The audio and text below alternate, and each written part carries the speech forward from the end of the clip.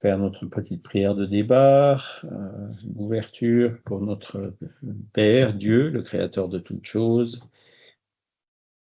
et pour tous ces bons esprits qu'il nous envoie, qu'il met à notre disposition, un guide spirituel pour chacun de nous, qui est là chaque fois que nous en avons besoin, pour nous aider à comprendre les lois de la nature et à travailler la mission qui est la nôtre dans cette incarnation, qui est d'évoluer, que l'âme apprenne toujours quelque chose et qu'elle devienne meilleure chaque jour, un peu plus que la veille. Et c'est pour ça que nous sommes réunis, pour étudier ces lois de nature en ce moment, notamment aujourd'hui la loi de destruction, que nous puissions bien comprendre le sens de cette loi, son utilité pour l'évolution. Nous permet aussi de mieux comprendre ce qui se passe autour de nous et que cela puisse justement nous aider dans cette tâche d'évoluer et aussi que ça puisse aider les esprits qui pourraient se trouver parmi nous aujourd'hui. Voilà. Alors, donc, du coup, je vais garder un œil sur les participants. Ça va. Alors, il y a la conversation. Voilà. Vous devez tous voir mon écran. On est le 28 septembre, déjà, le mois de septembre qui se termine. Et donc, on est au milieu là, de ces lois naturelles, lois divines ou naturelles. Et aujourd'hui, on va voir plus spécifiquement la loi de destruction. Et on verra notamment les questions de qu'est-ce qui est destruction nécessaire et qu'est-ce qui est destruction abusive. Et la semaine prochaine, on verra le contrepoids de cette loi de destruction, qui est la loi de conservation. Voilà. Et après, on aura encore la loi d'égalité, de reproduction, de justice, d'amour et de charité. Et ça terminera le mois d'octobre. Alors, la loi de destruction. Donc, on verra pourquoi il y a de la destruction, pourquoi il y a pourquoi il y a, tout ce qui vit meurt un jour. C'est ce qu'on observe partout dans la nature. On verra aussi la différence entre la destruction nécessaire et la destruction nécessaire ou naturelle, je dirais, et la destruction abusive, qui, elle, c'est une destruction causée par l'homme, causée par des excès, et qui dépasse donc largement la destruction naturelle ou nécessaire. Et on verra aussi quels sont les différents types de fléaux destructeurs, et on va analyser donc les conséquences morales de ces fléaux destructeurs. D'accord ? Alors, la destruction nécessaire, la destruction naturelle, entre guillemets. Tout ce qui vit meurt. On est bien d'accord. Que ce soit des plantes, que ce soit des animaux, que ce soit des humains, on voit ce cycle de mort et de renaissance. Et c'est vraiment quelque chose qui fait partie des lois de la nature. Donc, bon, ça doit avoir un sens. Et c'est ce sens de cette destruction naturelle qu'on va essayer de comprendre. Alors déjà, il y a un premier point que Kardec souligne dans le livre des Esprits, question 728.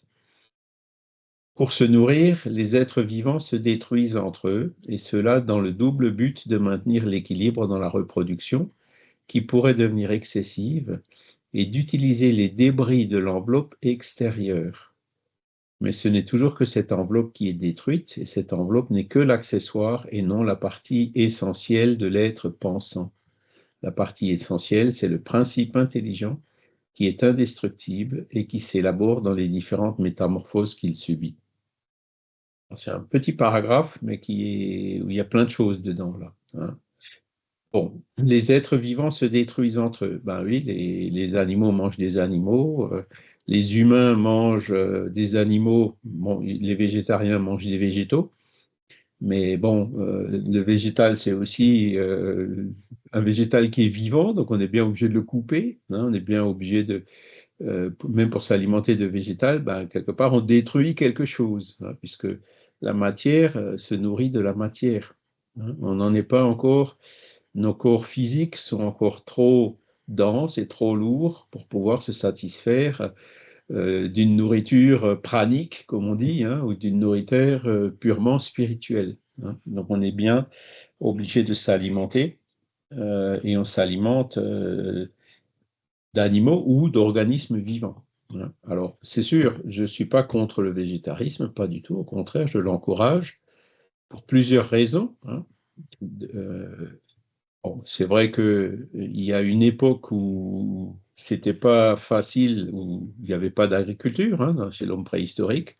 Et ensuite, voilà, l'agriculture est venue, donc pour l'alimentation. Et ensuite, bon, il y a eu les grandes villes. Là aussi, c'est parfois un peu difficile. Il y a des saisons, il y a l'hiver, il y a l'été. Hein. Et donc, c'est pas facile de faire pousser de la salade en hiver, hein, ni des légumes. Alors, il y a eu différentes manières de conserver les légumes pour pouvoir les avoir l'hiver. Hein. Donc, il y a des légumes qui poussent effectivement l'hiver, hein, je crois le poireau, enfin, certains légumes. D'autres manières de conserver les légumes, par exemple bah, la choucroute alsacienne bien connue, bah, c'était une manière de conserver le chou. Hein. Le chou, ben, on le prépare en octobre, et il y a toute la préparation hein, dans le tonneau avec le sel, la fermentation qui se fait. Et on peut manger en fait la choucroute ben, généralement jusqu'à Pâques, quoi, c'est-à-dire pendant tout l'hiver. C'était une manière de conserver le chou, des aliments végétaux, pendant l'hiver, hein, puisque ben, il n'y avait pas les chambres frigorifiques et tous les moyens qu'on a aujourd'hui. Hein. Il n'y avait pas non plus les avions pour nous ramener les légumes de l'hémisphère sud en hiver chez nous. Voyez. Donc, ben, à l'époque, la nourriture l'hiver était essentiellement animale, puisque les animaux, hein, le foin et un certain nombre de choses qu'on pouvait conserver, et donc ben, pour abattre les animaux et les manger pendant l'hiver. Hein. Après, il y a d'autres raisons aussi à cette nourriture animale. Bon, l'homme préhistorique aussi, hein, il a commencé à chasser hein, quand il a inventé le feu, hein, il a découvert le feu. Ben, c'est là où il a commencé à cuire justement la viande et les nourritures animales et à se nourrir aussi de cela. Et pour les mêmes raisons, hein, parce que l'hiver, il ne trouvait pas les végétaux ou les fruits euh, nécessaires à manger pendant les saisons d'hiver. Et donc, il ne pouvait survivre que grâce à la nourriture animale. La même situation se produit chez les Esquimaux. Hein. Donc, alors ces régions n'étaient peut-être pas peuplées à ces époques-là, mais pour pouvoir vivre là-bas, ben, ils étaient bien obligés de manger ce qu'il y avait, c'est-à-dire du poisson, du phoque, là, parce que là aussi, la salade ne pousse pas très bien au Groenland, hein, par exemple. Donc, sur toutes ces coutumes, après, il y a d'autres raisons. Hein. À Paris, au 19e siècle, il y avait tout fonctionnait avec la traction animale, avec les chevaux. Hein. Et puis les chevaux, bon, ben, ils ont une durée de vie, et puis quand ils vieillissent, qu'est-ce qu'on en faisait? Ben, pareil, quand ils étaient plus propres à tirer les carrioles, euh, on les abattait et puis on les mangeait. Hein. Donc aujourd'hui, beaucoup de gens, ça répugne beaucoup de gens, hein, la nourriture chevaline, mais il faut savoir qu'à l'époque à Paris, il n'y avait pas trop le choix. Hein. C'était un raisonnement purement utilitariste. Hein. Alors pareil, je suis d'accord avec vous, de là aujourd'hui à élever des chevaux pour les abattre et les manger, ça va peut-être un peu loin, quoi. Hein. Et donc là, vous voyez, dans ce genre de raisonnement qu'on est en train de faire, on voit déjà, on a déjà une petite idée de cette destruction naturelle et de la destruction abusive qui peut en découler. Hein. Et après, bon, ben, si vous avez certains animaux qui sont, je ne sais pas comment le dire, ou certains végétaux hein, qui sont envahissants, qui se reproduisent trop vite, donc s'il n'y avait pas de prédateurs, ça pourrait aussi créer des déséquilibres dans la nature. Hein. Là aussi, hein, je ne suis pas très favorable à la chasse. Hein. Je pense que la chasse peut être nécessaire dans certains cas. Hein. Par exemple, chez nous, des fois, il y a beaucoup trop de sangliers qui font des ravages partout. Quand il y a trop de sangliers, les sangliers n'ont pas de prédateurs naturels, hein, Obélix n'est plus là. Et donc, il faut bien, comment dire, de temps en temps, ils font des campagnes de chasse pour réduire un peu la population de sangliers.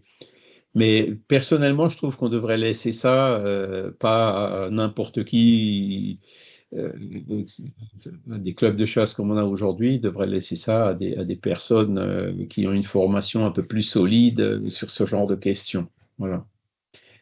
Comme ben, la forêt, c'est des gens de l'ONF qui s'en occupent. Je pense que la chasse aussi, il devrait y avoir des organismes publics avec des gens spécialisés pour s'en occuper. Voilà. Euh, mais alors, quand on mange euh, de la viande ou quand on mange des légumes, c'est quoi qu'on mange? Est-ce qu'on mange l'esprit du porc ou du veau ou du bœuf? Non, on mange que son corps physique. On est bien d'accord. On mange que l'enveloppe matérielle. Pareil avec les végétaux. Même si les végétaux, on peut dire, ah ben, euh, hein, quand vous cueillez une pomme de l'arbre et puis vous la mangez, on sent qu'il y a l'énergie vitale. Enfin, on mange certainement un peu plus que juste la pomme, vous voyez. Mais dans la nourriture animale, par exemple, ben, on ne mange pas l'esprit du bœuf, hein, on mange uniquement le corps du bœuf, hein. Et donc, c'est l'enveloppe matérielle qui est détruite, hein, qui n'est que l'accessoire et non la partie essentielle, puisque la partie essentielle, c'est le principe intelligent, ou c'est donc la partie, l'esprit, hein. Et celui-là, on ne le détruit pas et il se recycle, il se réincarne, hein, comme on le verra plus loin dans la loi de reproduction. D'accord? Donc, c'est la manière de cette question 728 nous explique un peu ces choses-là. Kardec, bon, apparemment, il n'était pas végétarien, hein, et dans la philosophie spirit, vous ne trouverez pas d'interdiction, par exemple, de nourriture animale, comme on peut le trouver dans d'autres religions orientales ou même des restrictions au niveau de l'alimentation animale, comme on peut trouver dans le judaïsme, par exemple, hein. Dans le spiritisme, il n'y a pas ça. Mais après, le raisonnement, aujourd'hui, quand on veut faire des raisonnements durables, hein, la science démontre que ben, pour 1 kilo de viande, il faut, si je ne me trompe pas, 10 litres d'eau, hein. Alors que pour 1 kilo de végétaux, il en faut beaucoup moins. Donc on voit très bien que avec la rarification de certaines ressources naturelles, hein, et aussi l'émission de carbone, hein, donc 1 kilo de viande émet beaucoup plus de carbone dans l'atmosphère que 1 kilo de végétaux, que ben, si on veut rester sur Terre, avoir des comportements durables et tout, c'est clair que ce sont des arguments logiques, hein, qui nous poussent à plutôt privilégier la nourriture végétale que la nourriture animale, vu qu'aujourd'hui, on a des moyens, d'autres moyens, hein, la congélation, la réfrigération, pour conserver les végétaux pendant les saisons d'hiver, hein. Voilà. Et donc, le principe intelligent, lui, ben, l'esprit de l'animal ou l'esprit de la plante, se recycle, hein. Les plantes meurent et puis elles renaissent aussi, hein.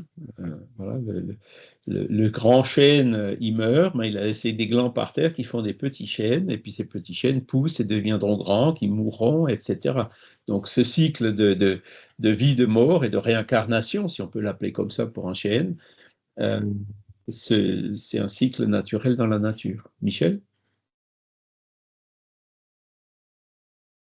Oui, Charles, il y a les questions 735 et 736 là, du livre des esprits qui en parlent en fait, qui parlent à Oui. la fois de la, comment dire, de la nourriture, enfin de la chasse, euh, qui ne condamne pas la chasse, mais qui condamne l'abus, et ainsi que de la, comment dire, des peuples qui ont des scrupules relatifs à la destruction des animaux, où la réponse est c'est un excès dans un sentiment louable, mais qui devient abusif aussi, et dont le mérite est neutralisé par les abus de bien d'autres sortes.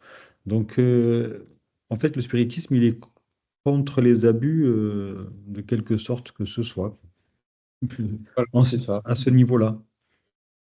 C'est la destruction naturelle, ben, voilà, on ne peut pas être contre puisque c'est une loi de la nature. Par contre, la destruction abusive, là, oui, hein, C'est ça. et donc, effectivement, la personne qui est végétarienne, mais qui est un criminel qui tue des personnes autour de lui, ben, il vaut mieux une personne qui mange de la viande et qui ne tue personne.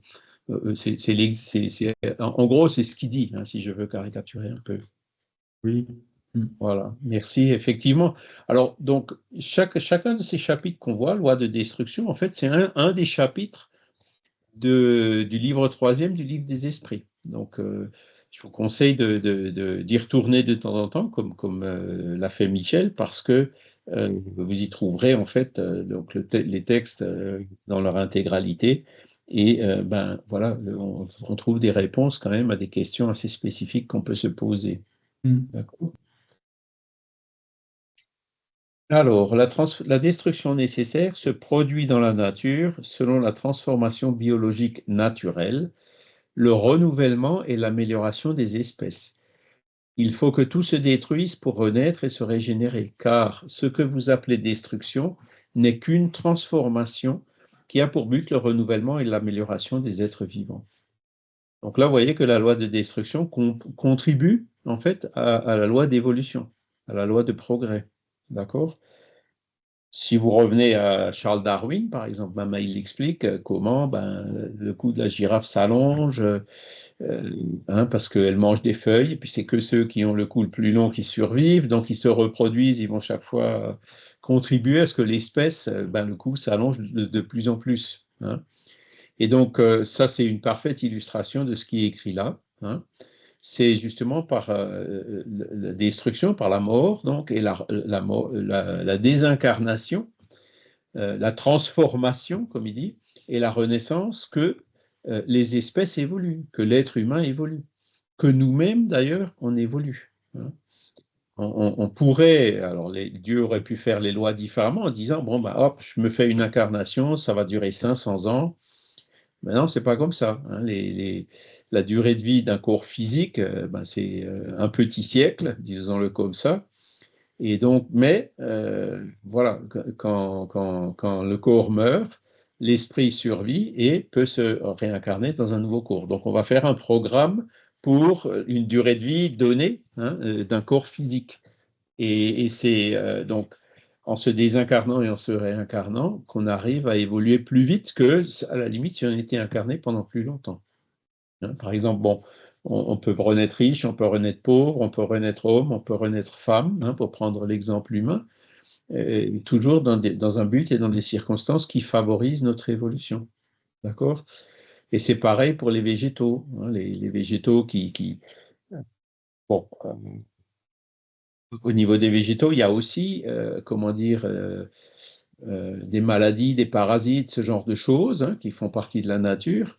Et le fait que le végétal meurt, et donc il y en a certains qui survivent, et c'est ceux qui survivent qui vont se reproduire davantage que ceux qui étaient sensibles aux parasites, fait que ben même les végétaux s'adaptent quelque part pour devenir plus résistants aux parasites. Vous voyez? Et bon, alors c'est vrai qu'aujourd'hui, il y a, comment dire, les, les, euh, des aliments entre guillemets transgéniques, hein, qui ont subi non pas comme ça, OGM, hein, génétiquement modifiés, qui existent sur lequel d'ailleurs on a mis un frein. Donc ça c'est une manière entre guillemets d'accélérer euh, artificiellement cette résistance aux parasites. Mais bon, ça va plus vite que la nature, donc forcément ça peut présenter des risques aussi bien au niveau des personnes qui s'en alimentent que au niveau des équilibres au niveau dans la nature en général. D'accord? Donc c'est pour ça que bon, il y a des freins et bon, il y a des gens même qui refusent la nourriture transgénique. J'ai un ami aussi, par exemple, qui est apiculteur.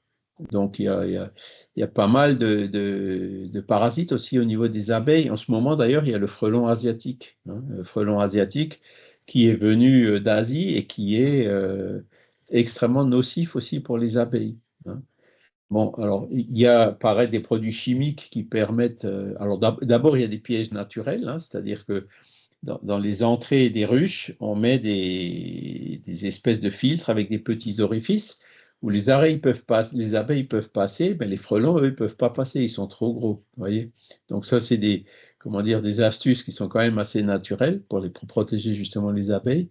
Mais après, il y a aussi des astuces chimiques, et puis forcément, ces produits chimiques, tout comme les engrais ou les produits qu'on met, comment on appelle ça, euh, les, les- les produits qu'on met, les insecticides et tout ça pour protéger les plantes, forcément vont finir par se retrouver dans les aliments et puis être ingérés par ceux qui les consomment, hein.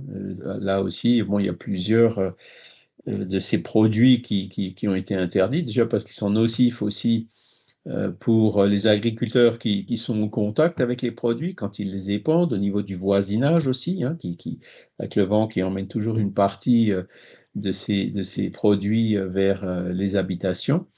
Et donc, là aussi, on est obligé de mettre des freins, hein, pour pas que ça aille trop loin. C'est vrai que toutes ces sciences qui touchent aux produits naturels sont pas simples, hein. En plus, quand elles sont polluées par des intérêts financiers, hein, par exemple les semences, hein, d'un grand producteur de semences, ben, quand il développe ses semences, le cahier des charges inclut le fait que les semences soient stériles. C'est-à-dire, d'où viennent les semences, hein? Vous plantez une graine de blé, ça va vous donner un épi de blé qui va vous donner des graines de blé. Ces graines de blé, ben, on les prend pour faire de la farine, mais on en garde quelques-unes pour les replanter l'année prochaine. Et ben, ces semences qui sont faites et qui sont stériles, ben, si vous replantez la graine que vous obtenez, hein, ça ne donnera pas un grain de blé. Donc, et pourquoi ils font ça? Uniquement pour préserver leur business et leur commerce, quoi. Donc c'est là où on voit que on arrive encore une fois dans des comportements abusifs au niveau de ce genre de pratiques qui, à mon sens, devraient être peut-être pas interdites, mais sérieusement réglementées. Voilà. Donc, la destruction nécessaire. Tout meurt tout ce qui est vivant finit par mourir dans la nature, hein. Après, donc, ça, c'est la destruction naturelle, la destruction abusive. Donc, on y a touché déjà un petit peu. Elle n'est pas dans la loi naturelle et elle met en danger la vie de la planète, hein. Toute destruction anticipée entrave le développement du principe intelligent. C'est pourquoi Dieu a donné à chaque être le besoin de vivre et de se reproduire. Alors, qu'est-ce qu'on peut citer comme exemple de destruction abusive?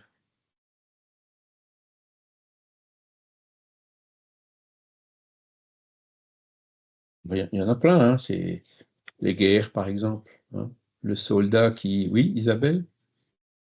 Non, non, j'allais dire les guerres au même moment où vous l'avez dit.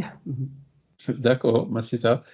Donc, il y a les guerres, il y a ben, la chasse, hein, quand elle n'est pas pratiquée. On voit... Ouais, l'autre jour, ça m'a un peu révolté, cette histoire de chasse, hein, parce que, bon, j'ai deux petits chiens, depuis je vais me promener en forêt avec deux petits chiens. Alors, près de chez nous, il y a une zone qu'on a un parc naturel régional. Et dans ce parc naturel, on voit des panneaux à l'entrée sur chaque sentier qui mène au parc. Les chiens sont interdits, même tenus en laisse.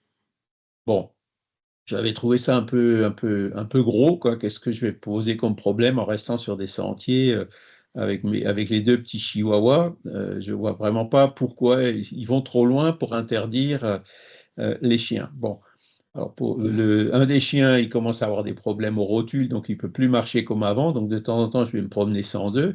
Je me suis dit, tiens, bah, je vais rentrer dans cette réserve maintenant que j'ai plus les chiens. Donc en tant que les humains ne sont pas encore interdits dans ces régions-là. Alors après, on comprend un peu mieux. C'est comment déjà le coq, Vincent? Le coq, Je ne c'est sais plus maintenant que tu me le parles.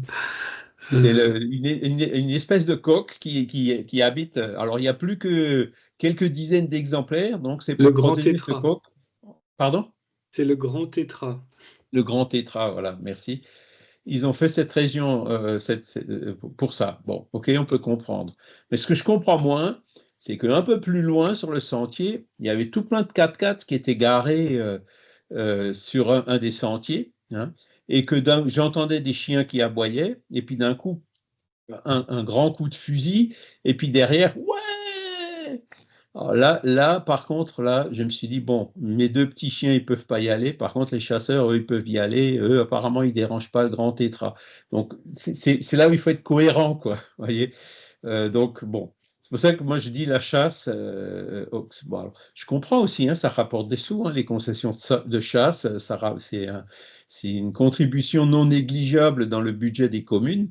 Mais bon, je pense que là aussi, il faudrait réfléchir, peut-être voir, faire les choses un peu autrement, puisque bon, dans les chasseurs, il y a certainement beaucoup de gens qui sont sérieux, hein, qui sont bien, mais il y en a aussi des autres qui sont là, avec comment dire, c'est des resquisses moyenâgeuses, quoi. C'est le plaisir de tuer. Enfin bon, voilà. Bref, je vais en arrêter là. Enfin bon, ce jour-là, quand même, j'étais pas très satisfait, hein, parce que le grand tétra, je pense qu'il n'a pas dû apprécier les 4x4, le coup de fusil et puis les chiens des chasseurs. Mais enfin bon, passons. Voilà. Et donc, il y a les guerres, effectivement. Il y a, alors après, il y a même des activités comme la pêche, hein.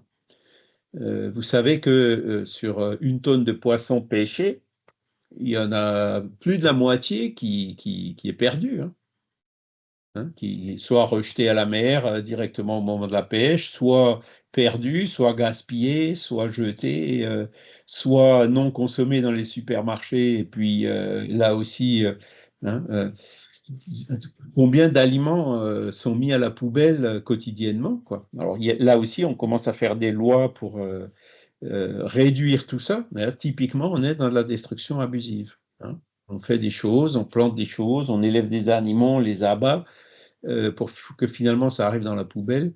Ça va beaucoup trop loin. Après, on peut voir aussi le problème actuel, hein, de réchauffement climatique qui est lié à, à l'excès de consommation des combustibles fossiles, par exemple, hein, et d'autres activités. L'activité agricole crée aussi du carbone, hein, des gaz à effet de serre, hein, notamment le méthane, mais aussi le dioxyde de carbone.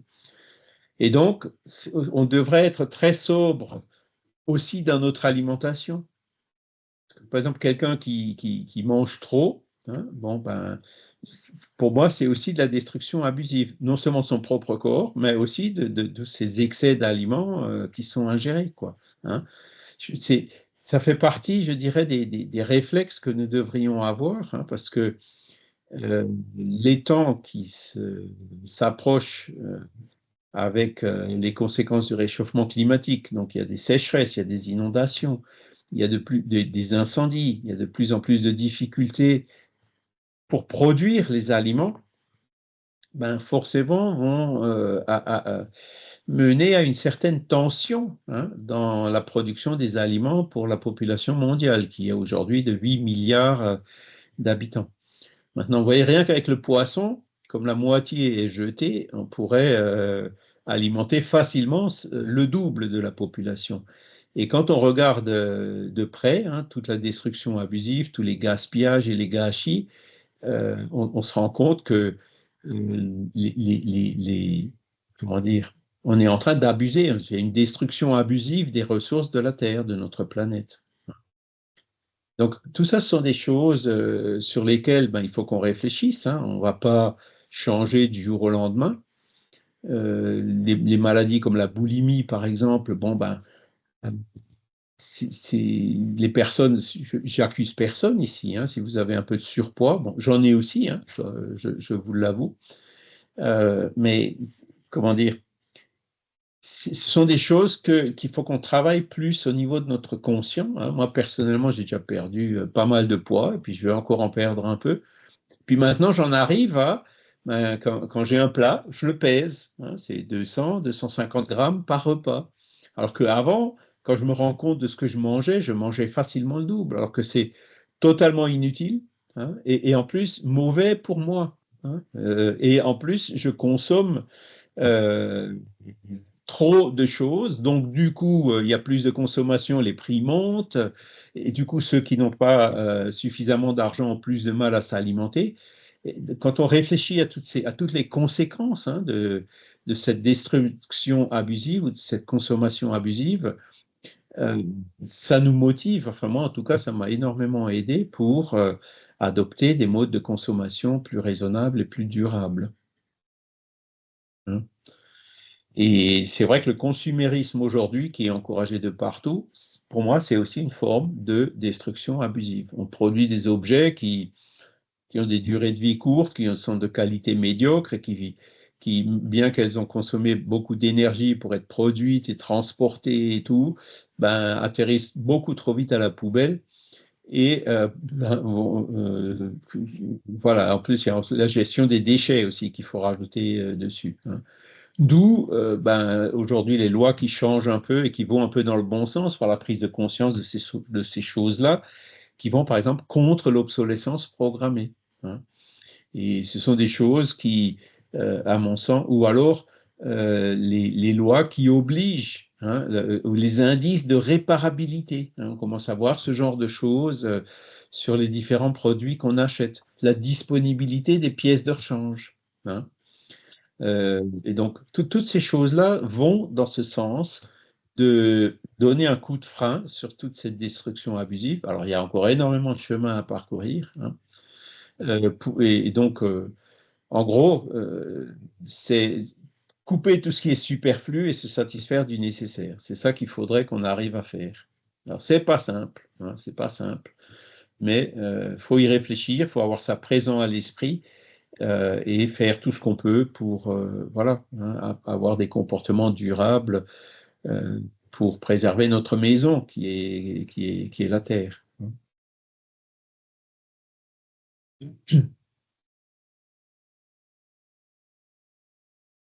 Bonjour Françoise, ça va? Vous êtes toujours d'accord?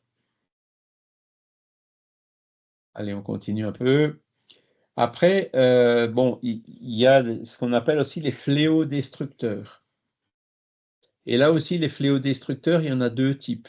Hein. Il y a les fléaux destructeurs naturels et des fléaux destructeurs provoqués par l'homme. Donc, parmi les fléaux destructeurs, naturels et indépendants de l'homme, il faut ranger en première ligne la peste, la famine, les inondations, les intempéries fatales aux productions de la terre. Alors, vous voyez que là, bon, faut revenir 150 ans en arrière quand Kardec a écrit ça. La peste, est-ce que c'est encore un fléau naturel aujourd'hui? Non, hein, alors Franck, il pourra peut-être nous corriger, mais voilà, la peste n'est peut-être pas complètement éradiquée, mais on a quand même trouvé les moyens de s'en protéger, de la prévenir et aussi de la guérir quand elle survient. D'accord? La famine. Alors, est-ce que la famine, c'est un fléau destructeur naturel? Ça pouvait l'être à l'époque de Kardec, parce que ben voilà, il y avait des intempéries, il y avait des feux, il y avait des inondations qui ont interrompu la production de blé, et du coup, ben, il n'y avait pas assez de blé en France, on n'avait pas encore les bateaux, les moyens de transport pour ramener le blé d'ailleurs où il n'y a pas eu ces intempéries, et donc effectivement, il y a des moments où la production alimentaire était insuffisante, hein, à cause d'un phénomène naturel. Ça, aujourd'hui, on ne peut plus trop l'évoquer. Hein, c'est-à-dire que quand il n'y a pas assez de blé dans un endroit, il y en a de l'autre endroit, on arrive à compenser. Hein. Ou alors à trouver des alternatives au blé. Enfin bref, on a différentes solutions. Donc là aussi, l'activité de l'être humain, justement, le progrès, hein, consiste à faire tout ce qu'il faut pour se protéger au maximum, donc comment dire, de ces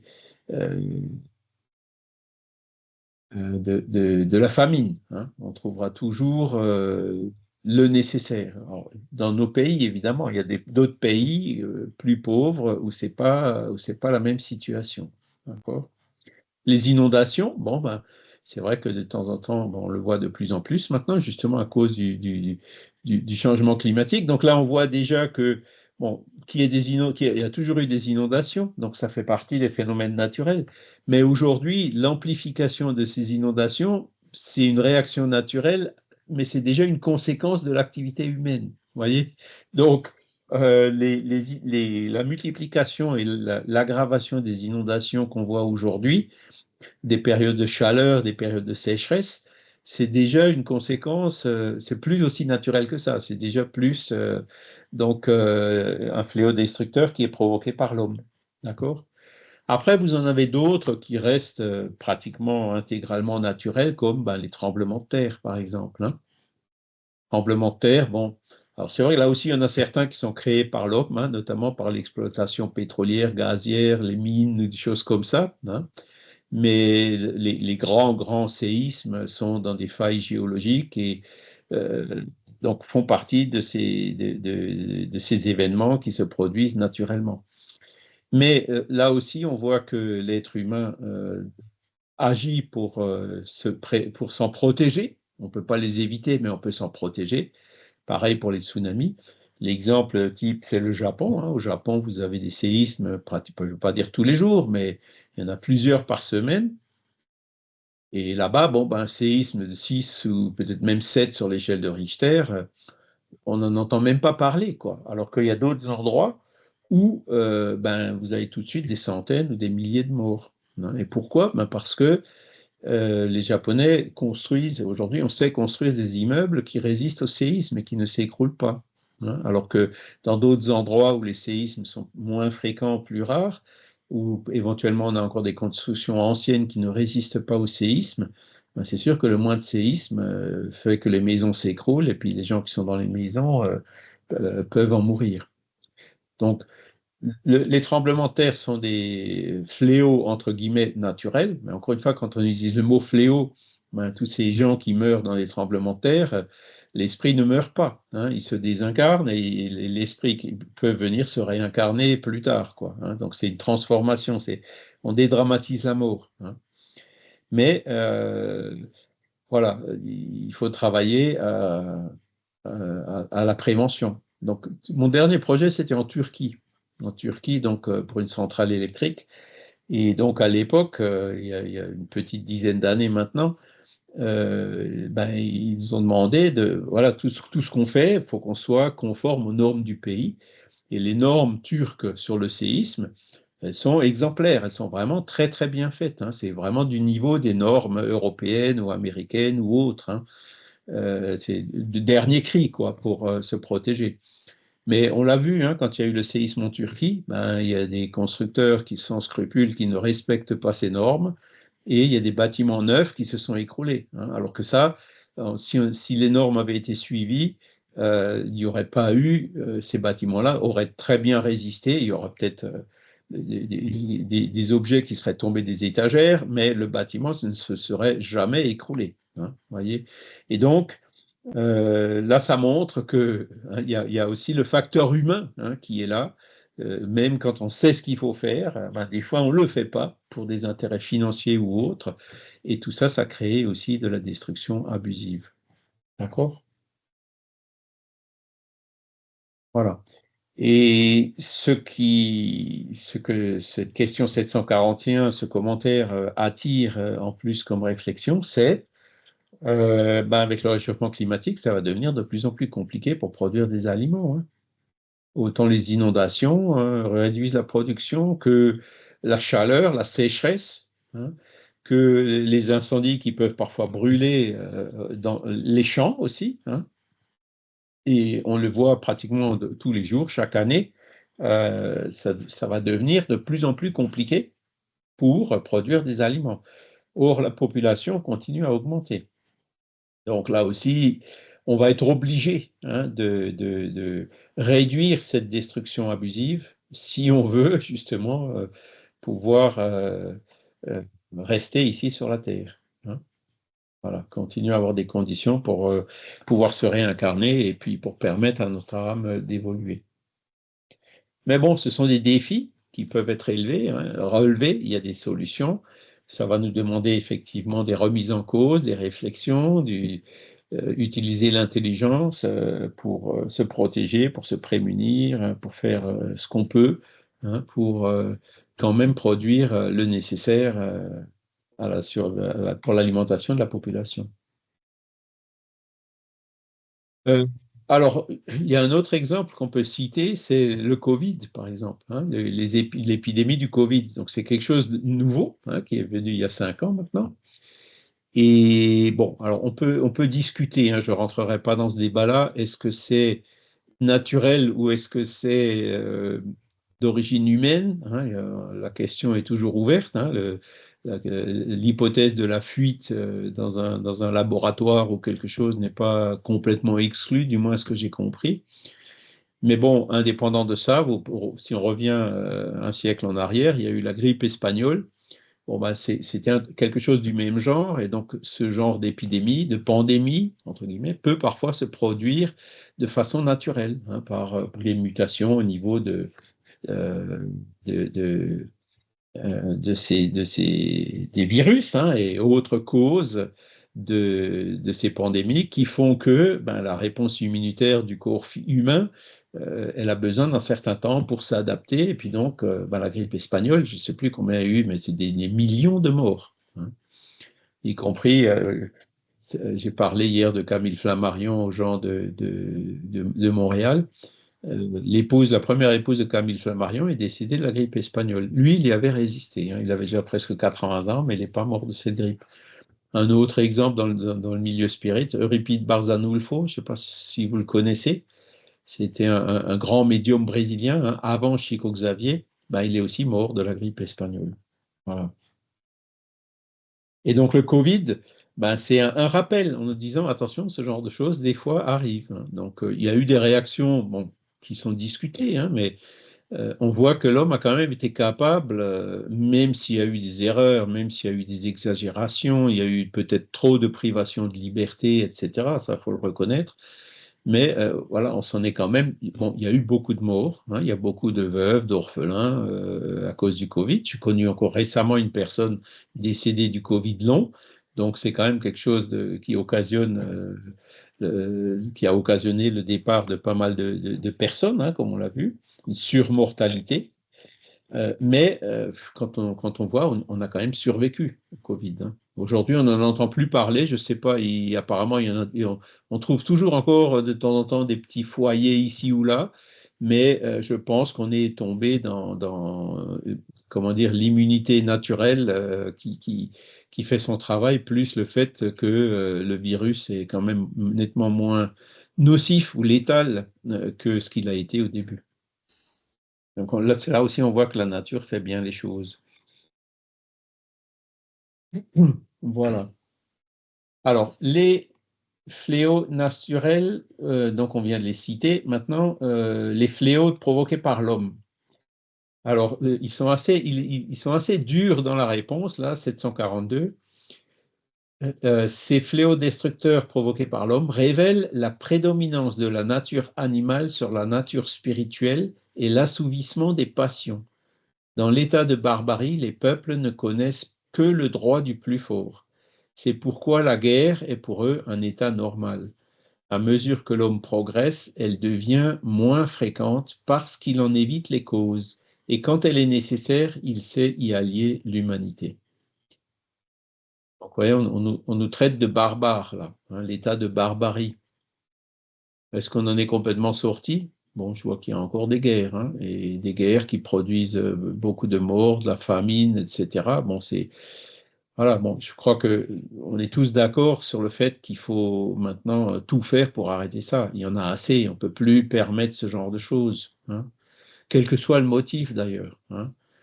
Il dit derrière, des fois la guerre est nécessaire. Bon, ça c'est une question un peu polémique dans le livre des esprits, et je connais des spirites qui ont failli arrêter d'être spirites à cause de cette question-là, hein. Parce que Kardec, il demande à un moment donné aux esprits, est-ce qu'il y a des moments où la guerre est nécessaire? Et les esprits répondent oui. Alors il dit, mais pourquoi? Il dit, ben, c'est par exemple euh, pour acquérir la liberté, hein. Et on peut effectivement, en France, quand on revient en arrière, il n'y a pas si longtemps que ça, hein, donc la Révolution française, hein, je me souviens, quand j'étais jeune, on avait fêté le bicentenaire, donc c'est pas si vieux que ça. Ben, est-ce que c'était nécessaire? Est-ce que c'était abusif? Bon, quelque part, c'était nécessaire, parce que sinon, on serait peut-être toujours encore aujourd'hui sous le joug des rois et des dictatures religieuses, j'en passe, quoi, hein. Donc, il y a des moments quand on veut On voit aujourd'hui certains pays qui sont encore dans ce genre de situation. La Corée du Nord, par exemple, comment est-ce qu'ils vont se libérer du régime qui est là-bas, hein? Comment est-ce qu'on se libère du régime des dictateurs? Alors, ce n'est pas forcément des guerres, mais ce sont des révolutions des actions un peu plus fortes qui occasionnent effectivement des fatalités qui sont nécessaires pour changer ces régimes-là. Ça ne se fera pas forcément ou difficilement dans la douceur, voyez. Et ça, les esprits le reconnaissent. Ils disent qu'il y a des moments où la guerre est nécessaire. Mais bon, voilà, je pense qu'il faut effectivement que c'est un état, qu'on considère ça comme un état temporaire et que bientôt, le plus tôt sera le mieux, on parlera de ces choses-là au passé, qu'il n'y aura plus de guerre et que les guerres ne seront plus nécessaires. Michel? Oui, dans le livre des esprits, ils disent en effet que la guerre est nécessaire pour la liberté et le progrès. Et en fait, on s'aperçoit bien de toute la recherche qui est faite pour la guerre. Par exemple, le réseau Internet, c'était militaire au départ. C'était pour qu'un message arrive de façon sûre à son destinataire. On voit bien la recherche qui est faite actuellement pour tout ce qui peut voler, aller de plus en plus loin, etc. Et c'est vrai que, et qui sert après dans le civil aussi. L'inverse est vrai aussi d'ailleurs. Mais la liberté et le progrès, c'est une sacrée réponse des esprits quand même et qui nous mène à qui nous apporte de quoi réfléchir, quoi. Oui, c'est sûr. Ça. C'est vrai. Et un autre exemple que je citerai, que j'ai peut-être déjà cité, c'est au XXe siècle, on a eu 2 guerres mondiales. Alors nous, on ne les a pas connues. Mais moi, mes parents l'ont connu, hein, et je suis né 15 ans après la fin de la Deuxième Guerre mondiale. Et quelque part, j'ai vu les, les- les avancées qu'il y a eu grâce à cela, hein. Entre autres la communauté européenne, le fait que la France et l'Allemagne, qui étaient pourtant ennemis depuis plus longtemps que ça, hein, depuis même le XVIIIe siècle, hein, avec les Prussiens, ben aujourd'hui sont des peuples amis, hein. Pourquoi? Parce que la prise de conscience s'est faite, on ne veut plus de ces guerres, hein. Maintenant, bon, on est différent, on ne parle pas la même langue, on ne raisonne pas pareil, on a une culture différente, on approche les choses différemment, mais justement, en sommant ces différences, on voit tous les avantages qu'il y a, hein, plutôt que de se rejeter ou de se chamailler. Voilà, il y a eu cette prise de conscience, elle s'est faite, puisque maintenant, ça fait 80 ans qu'on est en paix, du moins entre la France et l'Allemagne. C'est vrai que maintenant, le danger, il vient d'un peu plus loin, mais c'est pour d'autres motifs. Et donc là, on voit qu'il y a quand même des choses du positif qui est ressorti de cette guerre. Et justement, le fait de dire, ben, on s'en lasse, il faut vraiment maintenant vraiment arrêter avec ça. Il y a des régions dans le monde où on a quand même assez bien réussi à le faire. Même si on a toujours encore des néo-nazis, des tendances extrémistes ici ou là, des nostalgiques ou je ne sais quoi. Bon, mais pour l'instant, ça tient, hein, ça tient. Voilà. Donc, derrière toutes ces destructions abusives, il y a cette prise de conscience qui se fait et donc qui nous pousse justement à évoluer, à concevoir des sociétés qui sont meilleures. Alors, il y a encore beaucoup de chemin à faire, hein, je vous le conçois, mais cet exemple montre comment, voilà, il y a des choses qui ont été faites pour prévenir que l'épisode ne se répète. Pour sortir de l'état de barbarie, comme on dit, hein. Le droit du plus fort, hein. On n'en est pas. Bon, c'est vrai qu'aujourd'hui, ce qui est un peu inquiétant, c'est que les grandes puissances mondiales, hein, bon, les États-Unis, la Chine, euh, sont un petit peu en train de basculer dans. Bon, la Chine est déjà hein, dans un régime assez, disons, pas trop démocratique, si on peut le dire comme ça.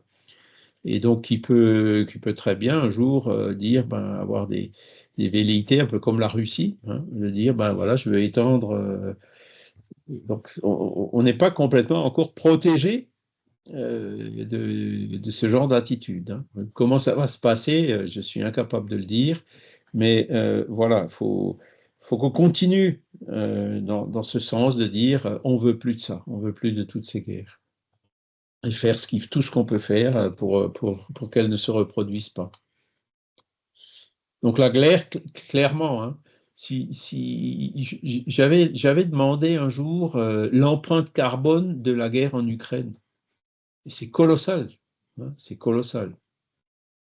Bon, il y a le combustible, il y a les destructions, tous les immeubles qu'il faut reconstruire, les bombes, hein, les incendies, c'est colossal. Hein, je ne veux pas dire 10%, mais enfin bon, c'est vraiment des chiffres qui sont énormes. Hein, donc la guerre accélère le réchauffement climatique. Voilà. Et pour moi, je vais être franc avec vous, je pense que le réchauffement climatique, c'est une aide que nous envoie Dieu, justement pour qu'on sorte du matérialisme. Parce qu'aujourd'hui, regardez, bon, le charbon, nous, en Europe, on l'a consommé depuis longtemps, notre charbon. Il y en a encore, mais des petits bouts ici ou là. En Inde et en Chine, ils ont plein de charbon encore, hein, qui leur coûte pas cher et avec lequel ils peuvent faire plein d'électricité. Donc, nous, on dit, bon, écoutez, il faut arrêter le charbon. Et ils disent, oui, mais attendez, vous avez brûlé le vôtre, nous, on n'a pas brûlé le nôtre. D'accord? Donc, pourquoi vous pourriez brûler le nôtre et nous, on ne pourrait pas brûler le nôtre comme vous l'avez brûlé, quoi. Alors, il dit, je veux bien arrêter, mais vous me compensez la perte, hein, ou le remplacement par d'autres sources d'énergie, etc., etc. Bon, c'est des discussions sans fin, hein, et moi, je vois difficilement. Alors, on peut, nous, au niveau individuel, faire tout ce qu'on peut pour réduire notre consommation fossile.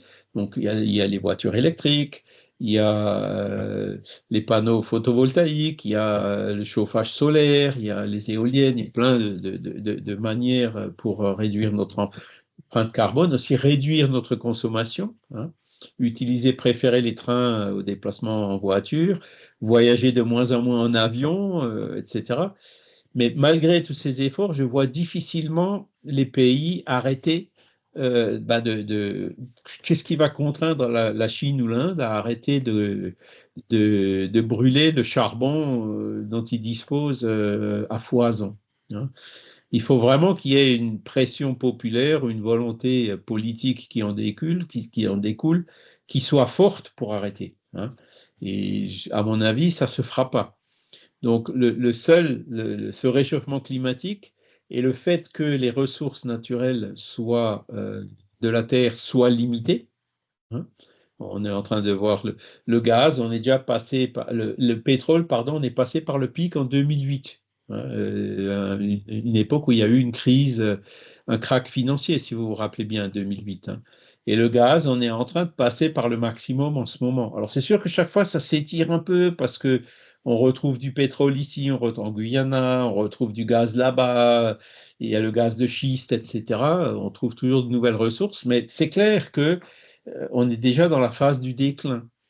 Et pour l'instant, c'est resté calme parce que les voitures consomment de moins en moins, on isole les maisons, on fait quand même des choses intelligentes, si j'ose dire, pour réduire notre consommation. Et donc, la réduction de production, c'est accompagné d'une réduction de consommation, ce qui fait que le prix est à peu près resté stable. Mais on n'est pas à l'abri d'un emballement soudain où d'un coup, il y a une panique sur les marchés et puis que la demande, que les prix s'affolent. Hein. Et ça nous pend au nez, ça risque d'arriver en très peu de temps. Hein. Voilà. Et donc, c'est cette rarification des ressources naturelles et donc maintenant l'amplification des conséquences du réchauffement climatique, c'est ça qui va nous pousser, qui va mettre la pression pour qu'on arrête justement cette destruction abusive de l'excès de consommation. Hein. Pour moi, si je peux résumer en 2 mots, le matérialisme va s'arrêter par la rarification de la matière. Et donc, on sera obligé d'en venir davantage à des valeurs spirituelles. Et donc, par la force des choses, couper tout ce qui matériellement est superflu et à se satisfaire du nécessaire. les personnes, comme mes parents qui ont vécu la guerre, savaient très bien, là, pendant la guerre, il n'y avait pas de superflu, hein. C'était vraiment que le nécessaire, hein. Comment dire, comme ils avaient connu ça, ça s'est quand même transmis un peu dans l'éducation, hein. Quand j'étais jeune, aujourd'hui les jeunes, c'est beaucoup plus difficile, hein. Tout leur est acquis. Ah ben non, j'ai une voiture. Hop, ben, à l'époque, il n'y avait pas de voiture, hein, il n'y avait pas tout ça, hein. On vivait de façon quand même beaucoup plus sobre que ce qu'on voit aujourd'hui. Et ce qui aujourd'hui est acquis, peut-être demain ne le sera plus. Alors, pour des vieux comme moi, ben, on l'a un peu vécu quand on était jeune, donc on pourra assez facilement y retourner. Mais pour des jeunes qui n'ont jamais vécu ce genre de privation, ça risque d'être un peu plus difficile, quoi. Un peu plus fort. Voilà. Mais c'est clair qu'on n'a pas le choix, hein. Il va falloir que toute cette destruction abusive se réduise et autant essayer de le faire petit à petit, de façon programmée, plutôt que de le subir brutalement le jour où il y aura vraiment une grosse crise. Françoise, le micro, il est coupé. Ton micro est coupé, Ça François. y est, merci. Voilà. Excusez-moi déjà pour le retard. Oui, mais les jeunes s'en sont aperçus en 1999 quand il y a eu la grosse tempête. Là, il a fallu Oui. quand même. Là, moi, j'étais en mariage recomposé, j'avais les enfants de mon mari et la mienne. Et là, il y a eu des choix à faire, ça a été restrictif. Et en plus, on s'est retrouvés on s'est retrouvés à partir pour aller aider mes parents dans le Médoc avec mon mari et les enfants. Et c'est justement à ce moment-là on a dû faire, on était chez des personnes en gîte, puisque mes parents étaient trop petits. Et là, on s'est aperçu qu'il fallait justement, il y avait beaucoup de choses que les enfants ne comprenaient pas. Voilà, il y avait plus d'électricité, il y avait plus d'eau chaude, il y avait plus de ceci. Et bon, moi, j'ai été habituée comme vous, puisque j'ai le même âge, et j'ai commencé à dire aux enfants, voilà, il va falloir faire comme ça pendant quelque temps.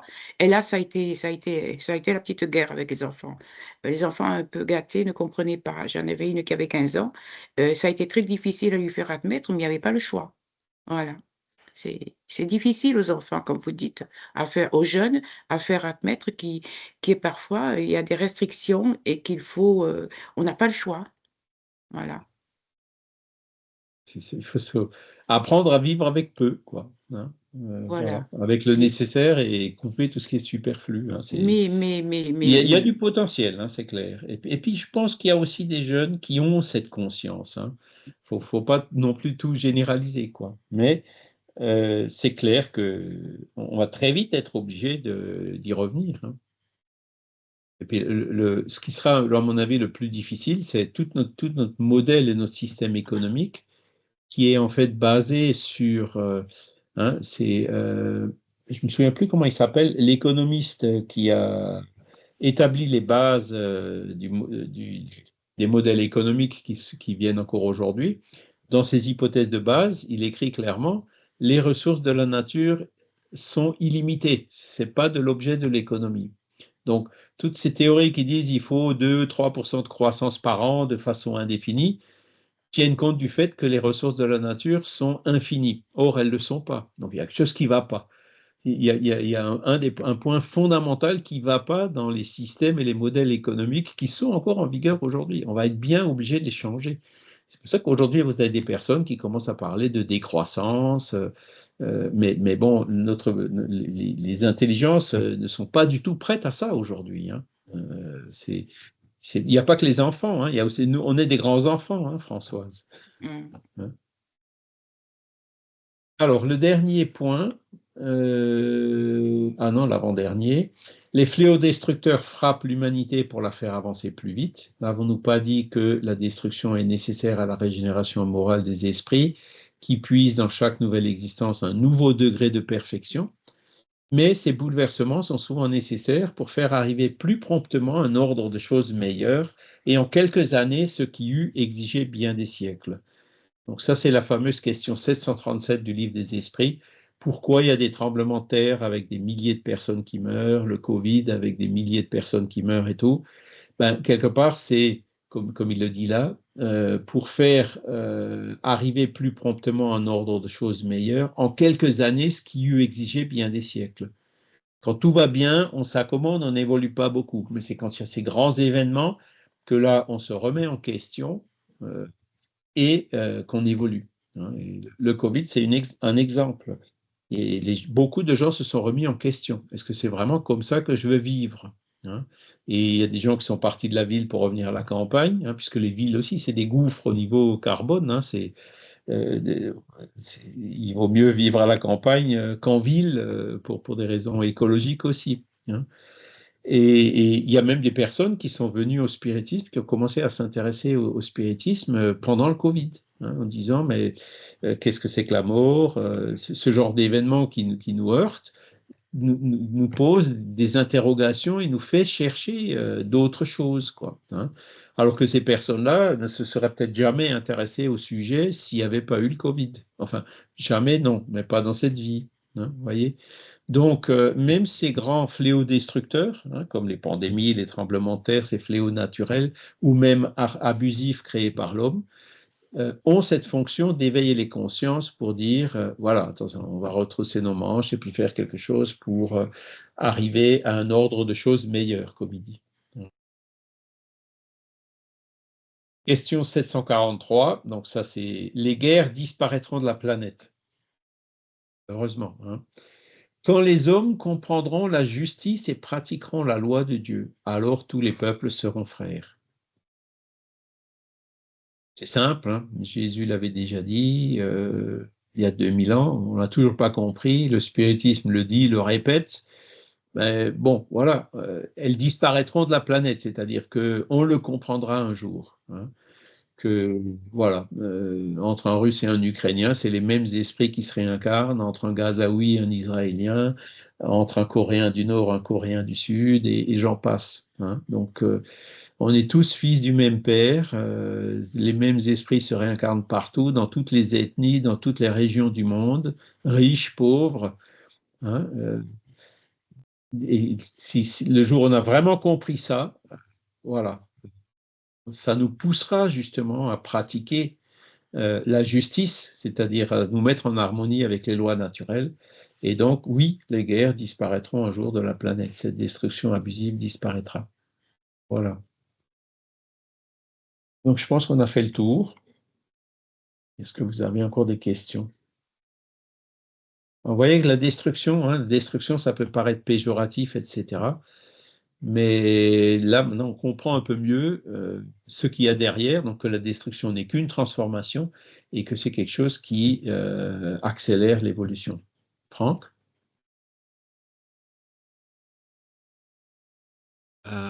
Oui, Charles. Non, c'est un petit trait d'humour noir que je vais faire. C'est vrai qu'un jour, les guerres disparaîtront de la planète pour la seule raison que l'humanité n'existera plus et que ce sera une bonne chose pour la planète.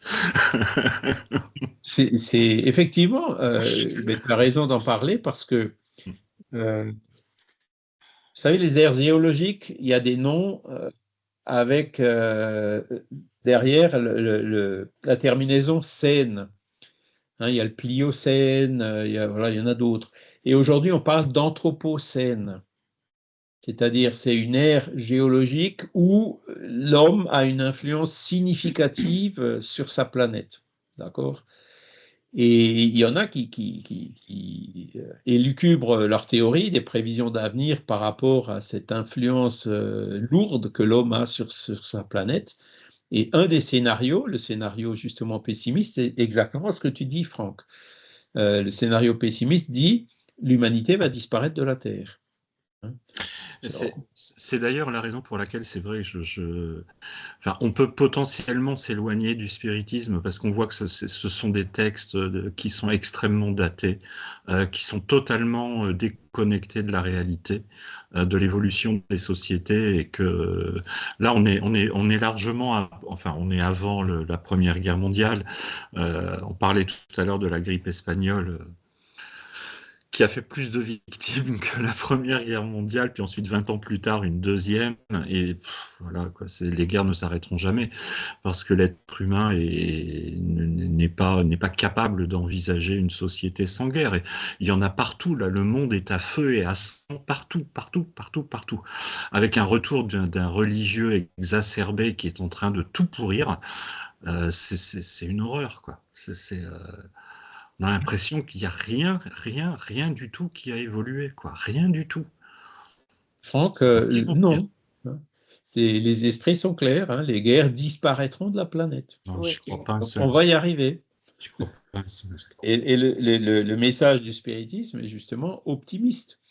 Il y a quand même eu beaucoup de progrès depuis le 19e et puis depuis le 20e siècle, hein. Il y a eu des progrès. Les progrès ne sont pas totaux. Il y a encore des guerres, c'est clair. Mais aujourd'hui, on voit les réactions des gens, les réactions des pays, en disant, ben non, stop, là maintenant Oui. c'est trop, on ne peut pas continuer ça. Et ces réactions, poussées par nous d'ailleurs, vont contribuer à ce que ces guerres s'arrêtent, hein. C'est vrai qu'aujourd'hui, on a de plus en plus d'ailleurs de dirigeants qui sont de plus en plus fous d'ailleurs, qui ont un bouton devant eux, en appuyant sur ce bouton, ils détruisent la planète. On n'est pas tout à fait à l'abri de ça, hein. S'il y a vraiment une grande catastrophe nucléaire, bon, l'humanité disparaîtra peut-être pas complètement. Il y aura toujours des gens, les Suisses notamment, qui seront dans leurs abris anti-atomiques, hein, avec leurs 10 ou 20 ans de boîtes de conserve et tout, hein, et leurs filtres.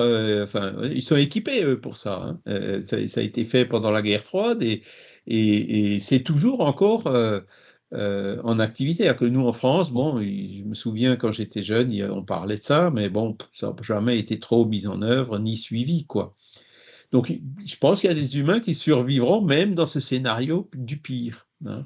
Oui, mais pour l'instant. Oui, Maintenant, c'est ce que disait Albert Einstein en disant je ne sais pas, comment sera la troisième guerre mondiale, mais que c'est vrai que la quatrième se fera à coups de bâton et à coups de pierre, quoi. Donc il avait été extrêmement visionnaire. Je pense que l'être humain a largement la capacité, et il est en train de le faire, de tout détruire de manière. Ça relève presque de la psychiatrie, quoi. Tout ce qui est autour de lui. Donc, il y a l'évolution intellectuelle qui a amené à la bombe atomique. Bon, l'atome a quand même fait des centrales nucléaires. Il y a eu des applications qui sont quand même civiles utiles, hein. Il n'y a pas eu que les bombes. Mais cette évolution intellectuelle, avec la compréhension justement que le spiritisme apporte, comme on l'a vu plus haut, que l'essentiel, c'est pas dans la matière, mais c'est dans l'esprit, hein, va amener aussi à cette évolution morale, hein. Et donc, ces scandales qui arrivent, toutes ces guerres qui durent encore, tous ces régimes dictatoriaux, oppresseurs et tout, ben, ça suffit, quoi. Il y a de plus en plus de gens qui disent on n'en veut plus. Et ce mouvement populaire finira par prendre le dessus, hein. C'est comme ça qu'il faut le voir de façon optimiste, hein, avec un petit coup de pouce, hein, pour nous faire sortir de la matérialité, comme j'en ai parlé. Il faut rester optimiste. Le message spirit est optimiste. Les guerres disparaîtront de la planète, hein. On s'en sortira, contrairement aux apparences. Alors, moi, j'avoue que je suis un peu comme toi, Franck, hein, je suis un peu impatient, hein. Je me dis, bon, on voit que il y a une crise, il y a des choses qui sont complètement absurdes. Bon, ça peut encore s'empirer un peu. Et une des questions que je me pose, mais jusqu'où est-ce qu'il faut que ça empire avant que vraiment ça change, tu vois? Ça, il n'y a que les esprits qui le savent, hein. Moi, j'aimerais bien que ça change maintenant, mais bon, ça peut encore prendre un certain temps, hein. Et voilà, donc il faut rester patient, mais c'est clair que les guerres disparaîtront de la planète. Après, bon, c'est vrai, je sais pas si je suis le seul, mais c'est pas que je suis impatient, c'est que je n'y crois plus du tout.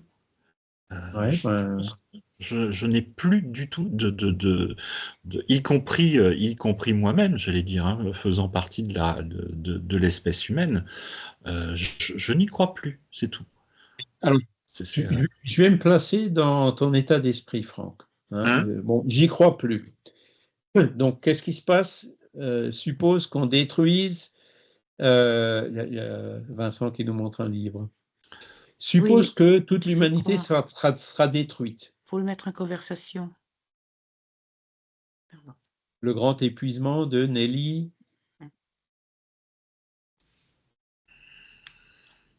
Paris, c'est ça? J'arrive. Au Ponce. Ouais. Mm. Donc, Franck, suppose que l'humanité sera détruite. Nos corps physiques seront détruits et nos esprits. Ils ne seront pas détruits. Tu es bien d'accord avec nous? Même si on détruit la Terre, si l'humanité disparaît de la Terre, les 8 milliards d'esprits qui sont actuellement incarnés, ils ne seront pas détruits. Eux, ils vont devoir trouver une solution pour continuer leur évolution. D'accord? Le fait d'avoir détruit la Terre fera que ces 8 milliards d'esprits qui sont actuellement incarnés sur Terre, dont on fait partie, ne pourront plus venir se réincarner sur la Terre. Mais bon, même dans ce scénario du pire, il y a une pluralité des mondes habités, c'est-à-dire que on trouvera forcément d'autres mondes où nos esprits pourront aller se réincarner. Alors évidemment, on se réincarnera peut-être à des périodes moyenâgeuses, à des périodes technologiquement beaucoup moins avancées que la Terre, mais on trouvera bien une solution pour se réincarner et continuer à évoluer, tu vois. Et la deuxième, donc, même si l'humanité disparaît de la Terre, les esprits, l'esprit de Franck, l'esprit de Charles, l'esprit de Vincent, de Michel, continuera à évoluer d'une autre façon ou ailleurs, tu vois. Alors évidemment, moi je me mets dans la peau de cette situation en disant, bon, voilà, on a détruit notre planète, alors on va frapper à la porte d'une autre planète, s'il vous plaît, est-ce que vous voulez bien nous laisser nous réincarner chez vous? Hein.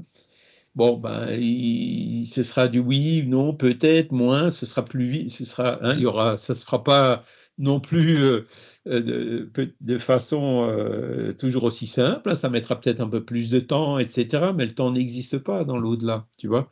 Donc, même ce scénario du pire, bon, on a détruit notre planète, voilà.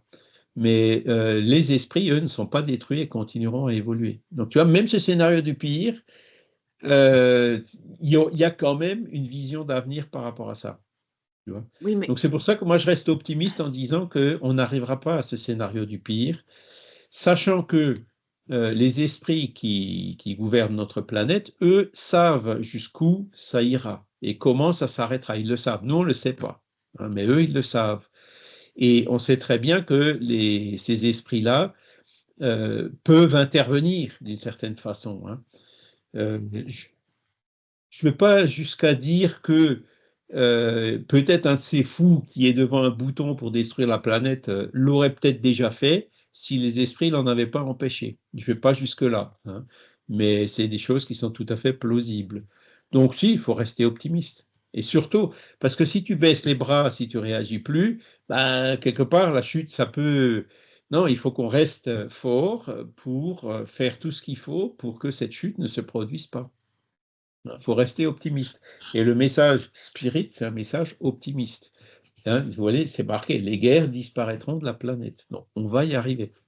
Il faut continuer à y croire. Vincent? Juste pour je voulais montrer ce bouquin à l'image, parce qu'en fait, c'est intéressant. Dans la loi de destruction, on le vit de façon... On vit toute notre vie de façon extérieure, c'est-à-dire comme si tout ce qui se passait sur la planète était quelque chose qui ne se vivait pas en nous. Mais nous sommes la planète.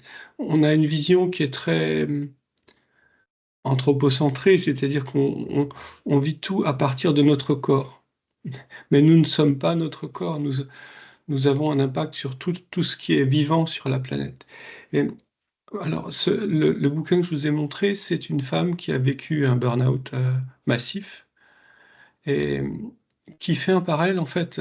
Alors, elle a vécu ce grand burn-out qui l'a fait décrocher, c'est-à-dire que c'est des gens qui ont perdu leur travail, c'est-à-dire qu'ils ont été tellement loin dans leur destruction personnelle, ça va être des gens qui sont incapables de retravailler, qui ne peuvent plus travailler, ils sont brûlés, et ils doivent se reconstruire. Et elle fait un parallèle entre le burn-out que peuvent vivre des personnes et une société en burn-out. C'est-à-dire qu'on est dans une société qui vit un épuisement des ressources, un épuisement de l'organisation collective, et on a besoin de retrouver des valeurs et de reconstruire à partir d'un effondrement. Et cet effondrement, on est en train de le vivre, c'est pas très agréable, ça va encore durer un petit peu, et puis après, on pourra proposer des valeurs communes, on pourra proposer une nouvelle façon de partager. Et parce que là, on est dans des systèmes basés sur la peur, on est dans des anciens systèmes, on est en train de vivre une adolescence, en fait, d'une humanité spirituelle. Et dans cette adolescence, on veut tuer le père. Et pour tuer le père, c'est aussi souffrir et pouvoir reconstruire à partir pas de rien, mais de valeurs qu'on aura choisies. Et plus on aura détruit, plus on pourra choisir de façon libre. C'est vrai que c'est ce que tu dis, ça illustre un peu cette loi de destruction. L'évolution se fait souvent que par des crises, hein, et c'est vrai que là, on est en train de rentrer dans une crise. Et comme tu le dis, on n'en est pas encore fini, hein. Ça va basculer un jour, c'est peut-être pas tout de suite. Il faut encore que ça empire un peu, mais ce qui est clair, c'est que ça va basculer. Et quand on voit, je reviens à l'exemple de mes parents et de mon grand-père aussi, hein, qui a connu lui aussi la Première Guerre mondiale et mes parents la Deuxième. Bon, la situation de la guerre, du moins en Alsace, elle était terrible, hein. Je pense que ce n'était pas qu'en Alsace, c'était partout. Et ils s'en sont sortis quand même, hein. Et ils s'en sont sortis, grandis, avec une solidarité qui existait entre mes parents et leurs amis qui avaient vécu toutes ces privations, qui recevaient des bombes sur la tête tout le temps. Ils s'en sont sortis. Et je t'assure que la solidarité qu'il y avait à l'époque était beaucoup plus forte que celle qu'on peut voir aujourd'hui où tout va bien quand chacun se réfugie dans son individualisme, hein. Et moi, je me souviens quand j'étais jeune, il y en avait un ou l'autre qui avait besoin de quelque chose, il n'avait pas besoin d'appeler longtemps à l'aide, hein. Les amis venaient spontanément l'aider sans même qu'il soit obligé de le demander.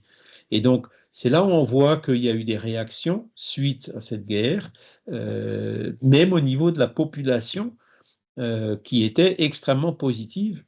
Et comme l'humanité a quand même évolué un peu depuis, hein, puisque les individus qui composent l'humanité évoluent, moi je reste confiant que le jour où il y a une situation similaire qui se produit, cette solidarité continuera à exister. Et peut-être même de façon encore plus forte. Voilà. Il faut rester optimiste. Alors, je vais donner la parole à Françoise et après je reviens à toi, hein, Vincent. Vite fait, parce que je vais ressauter sur. Vous aviez dit, si la planète se détruit complètement, on se réincarne, on cherche une autre terre, enfin, pour se réincarner. Mais on ne régresse pas, on ne peut pas revenir en arrière. On est obligé quand même de trouver quelque chose qui va nous faire évoluer, mais on ne revient pas en arrière, quoi. On ne revient pas au Moyen-Âge, quoi. Ah ouais, mais on met des planètes, après, je ne veux pas dire l'embarras du choix, hein. Il y aura des planètes qui étaient comme la Terre il y a quelques milliers d'années, hein, au Moyen-Âge ou avant. Il y en aura qui seront équivalentes à la Terre, où on trouvera le même genre de situation, le même genre de problème, et il y en a qui seront peut-être même supérieurs à la Terre, hein, pour les esprits qui ont déjà évolué un peu, où là, par contre, il n'y aura plus de guerre, hein. Donc, Ah oui. chacun ira là où son affinité le Ah conduira. oui, merci. Voilà. Vincent? Juste pour rebondir sur ce que tu disais tout à l'heure, moi j'ai une famille du côté de ma mère mais qui a perdu tout en quelques minutes. C'est-à-dire que pendant la guerre, la dernière guerre, ils sont allés se mettre aux abris parce qu'ils habitaient du côté des unités automobiles de Peugeot. Ils sont allés se mettre aux abris, ils sont revenus, il n'y avait plus de maison. Ouais. Et donc les voisins qui avaient déjà 4 enfants ont accueilli leur famille qui avait 4 filles.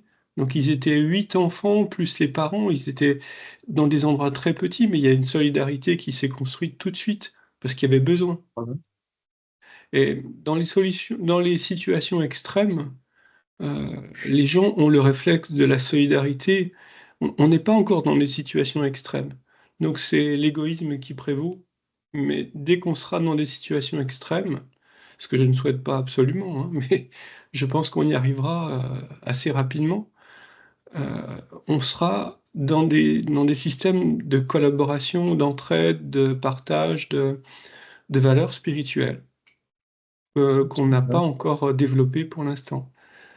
La destruction, ça permet aussi ça. Ça permet aussi de choisir ce qu'on veut partager avec les autres. Et c'est Les valeurs. difficile. Ouais. C'est difficile à vivre quand on perd beaucoup, mais c'est le cycle de la vie. Quand on vieillit, par exemple, on perd des forces physiques, on perd des capacités cognitives, on perd des... Eh ben, l'acceptation de cette évolution, qui est un cycle, on n'a pas le choix, on l'accepte ou on le vit mal, mais on sera obligé de le vivre de façon plus harmonieuse, plus agréable.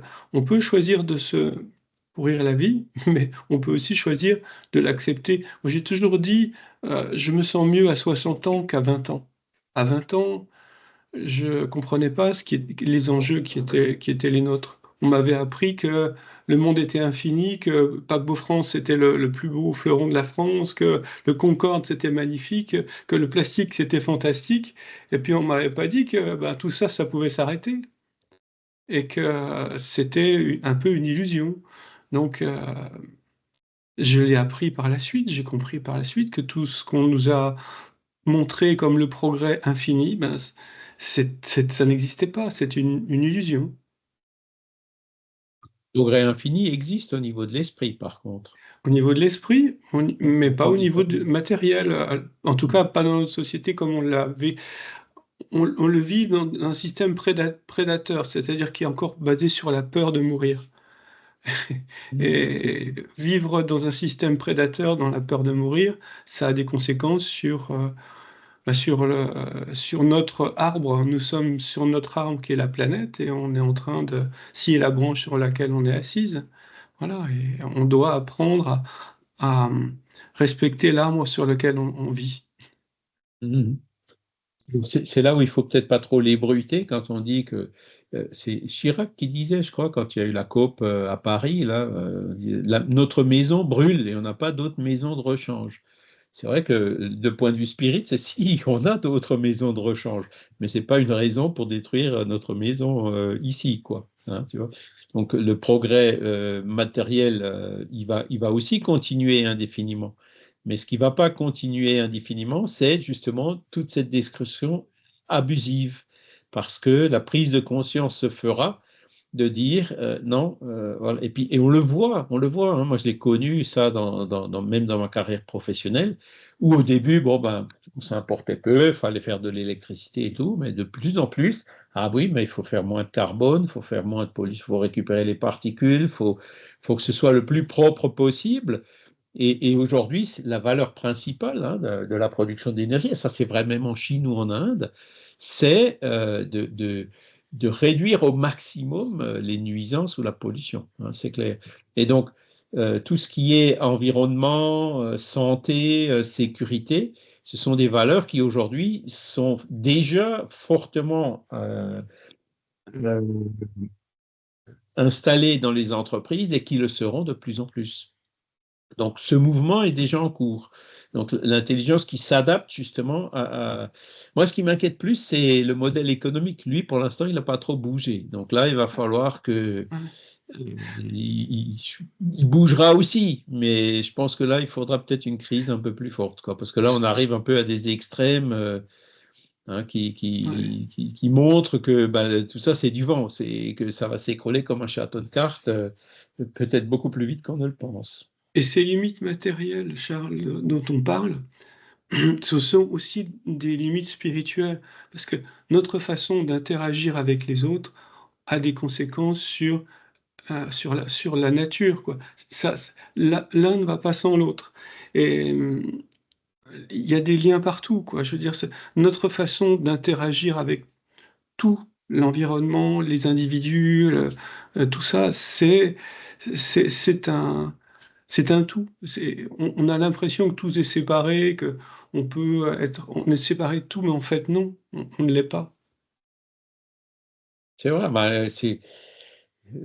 on fait partie de la famille humaine, cette famille C'est ça. universelle. Mais est-ce qu'on peut faire fi du voisin, de la nature et tout ça? Mais non, on fait partie de la nature, c'est évident. Mhm.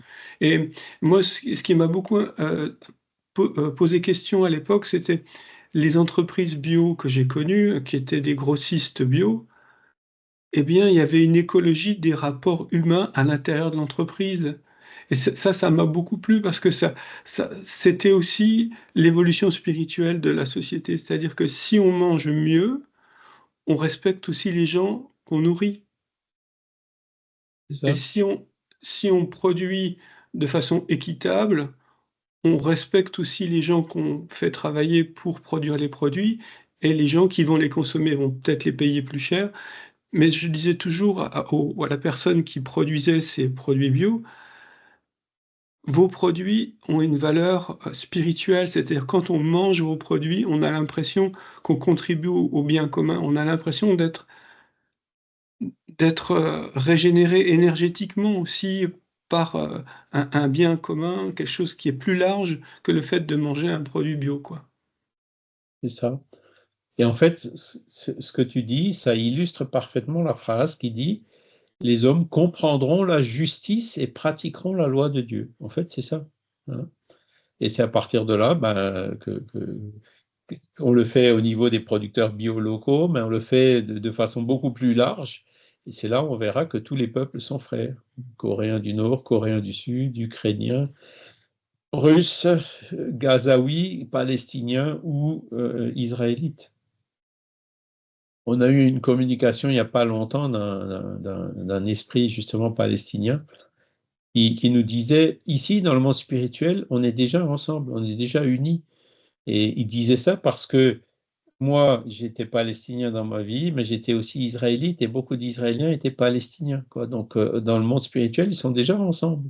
Donc, ça va se propager ici sur la terre, ça va finir par se faire. Hein. Et c'est vrai que quand on regarde, ça tient à quelques individus qui sont à des postes clés de pouvoir et tout. Et donc, là aussi, c'est des mécanismes qu'il faut mettre en place pour éviter ce genre de dérapage, quoi. Voilà. Mais bon, il est déjà 9h30, on va quand même s'arrêter là. Hein. C'était assez intéressant. Merci en tout cas pour votre participation. Il y a Delphine aussi qui nous a écrit. Hein. C'est là où la philosophie spirit peut être utile et permet de vivre de plus en plus en paix. Hein, c'est vrai. Et cette doctrine qui me nourrit beaucoup, c'est vrai, elle nous nourrit aussi. Hein. Merci Delphine. Un jour tout passe, hein, à propos des douleurs et des souffrances, comme le dit Michel. Naître, mourir et renaître encore, et progresser sans cesse, c'est de toute façon ce qui va nous attendre, quel que soit ce qui arrive. Hein. Voilà. Eh ben, écoutez, on va refaire une petite prière de remerciement aux bons esprits qui étaient là pour nous aider. Garder cette vision optimiste avant tout, parce que c'est ça qui est le plus important. On ne sait pas trop où on va. Heureusement que les esprits sont là pour nous éclairer un peu sur le sujet. Que ces crises, ces destructions sont nécessaires justement pour nous faire avancer plus vite et que nous puissions chacun de nous faire, pour ce qui nous concerne de notre côté, tout ce qui est possible pour contribuer à ce mouvement, cette sobriété, à ce que cesse toute cette destruction abusive et à ce que nous puissions prévenir les effets des destructions naturelles. Voilà. Merci à tous. Je vous souhaite un excellent dimanche. Merci. Le soleil est enfin revenu. Et puis, donc, on se reverra avec plaisir dimanche prochain. Merci à tous. Bon Bonne dimanche. Bon semaine. week-end. Merci Au revoir. Charles, bon week-end. dimanche. Merci. Bon Au week-end. revoir. Bonne semaine.